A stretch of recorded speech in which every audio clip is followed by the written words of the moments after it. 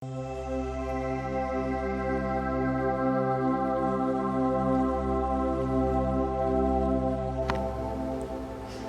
dieną. Šiandien integruota pamoka, kurios tema asmens saugumą užtikrinančių sąlygų sudarymas sportuojant.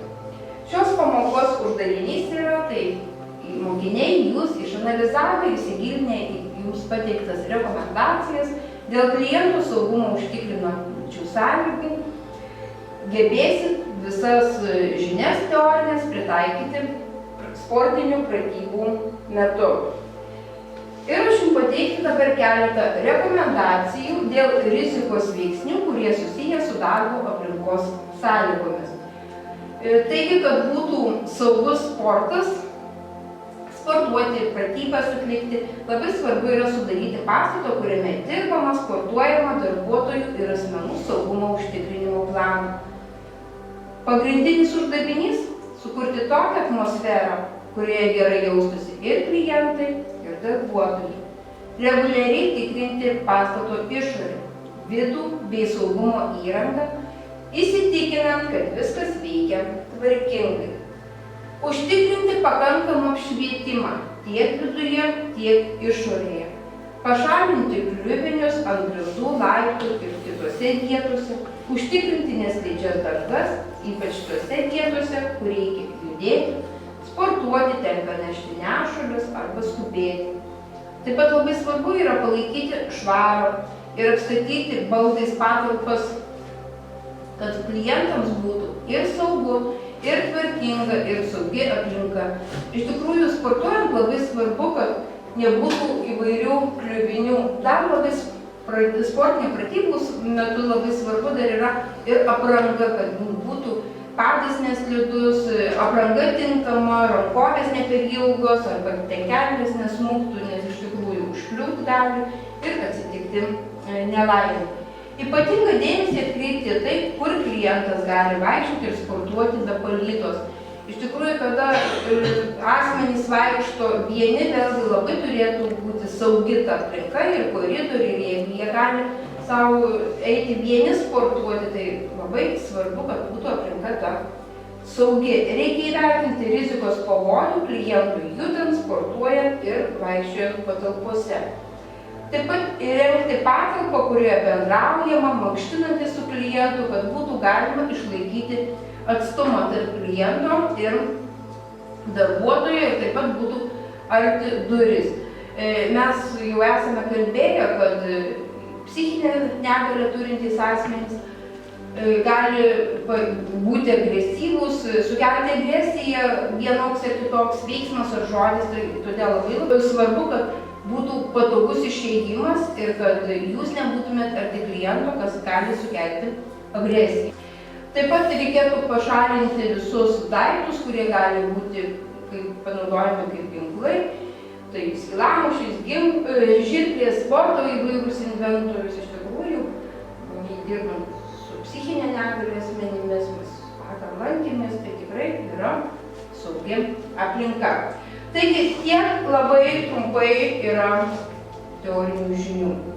Jūs dabar gaunate praktinę užduotį, aš jums uždavinsiu lapelius ir mes keliausime į salytę. Mūsų užduotis, tai yra jūsų užduotis individualios priežiūros darbuotojo, palydėti turinčius regėjimo negalią ir turinčią kojos traumą saugiai iki treniruoklių salės.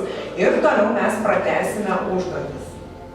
Kad būtų saugus nuvedimas, mes jau mokėmės, bet noriu priminti, kad labai svarbu neregiui ypatingai nereikiančiam asmeniui sakyti, kur einate.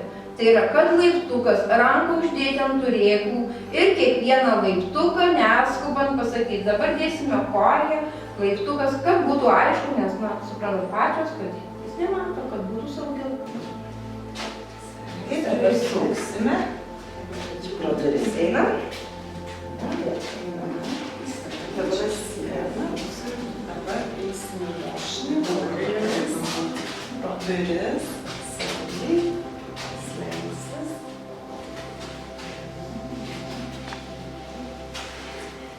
Dabar dėsim rankam turėto. Laikykis, einam. Dabar bus laiptukas. Ją koją. Na, kitą koją. Kitą koją. O laiptukį neskubėk. Dar vienas laiptukas. Dar vienas.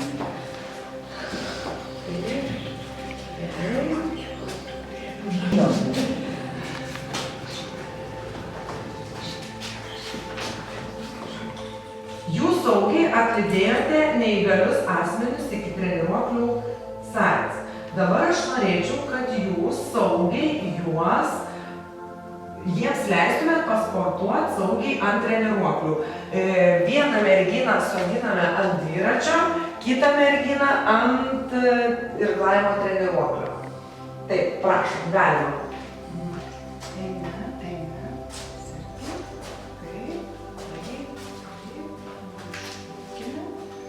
Dabar tavo ranką padėsiu ant dviračio. Dabar kitą rankytę. Ir dabar keliam dešinę koją. Keliam per dviratį. Dabar dedam ant pedalo. Atsisėdam. Ir kitą koją. Ar patogu, ar viskas gerai? Nu, šaunuolė. Taip, sportuojam. Čia truputį šoną.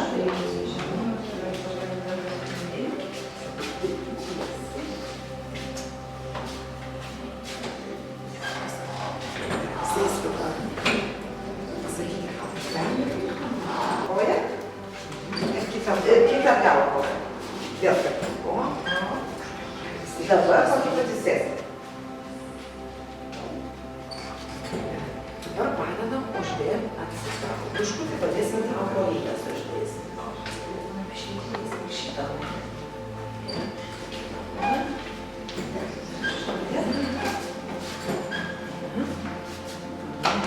Kelmasai į rankas. Ir dabar privažiuojam. Saugiai lenkiam keliukus, lenkit keliukus, važiuojat, rankytės ištieskit. Ir dabar atsispirkim. Įspiria, traukia prie savęs. Gerai, grįžta rankos pirma, tada lenkiam kojas, važiuojam drąsiai. Na ir bandykit traukti. Šitas treniruoklis skirtas visom raumenų grupėm. Kojom, rankom, nugarai, pilvo presui. Važiuokit drąsiai. Ir pati dabar drąsiau. Darbas kojom.